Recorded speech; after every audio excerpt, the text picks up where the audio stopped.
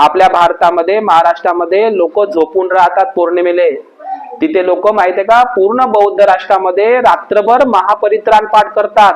आजच्या दिवसाला धम्मचक्क पवर्तन सुत्ताचा लखन सुत्ताचा उपदेश भगवान बुद्धांनी दिला होता, त्याचंही पठण करतात। रात्रभर महापरित्राण पाठ करतात भिक्खू संघामध्ये। तुम्हाला अर्धा घंटा बसणं होत नाही, ते लोक रात्रभर असे पालथी मांडून बसतात, समजलं का? आणि सकाळी थोडेसे घरी जातात ना, मग 4 वाजता पुन्हा पूजेला येतात। कमळाची मस्त फुलं आणि सर्व आपल्या घरचा मुलगा मुलगी कुटुंबातले सगळे सदस्य पांढरे कपडे वस्त्र घालून हातात कमळाची फुलं घेऊन येतात आणि बुद्धाला वाहतात। इतके गच्च विहार भरलेले असतात बौद्ध राष्ट्रामध्ये।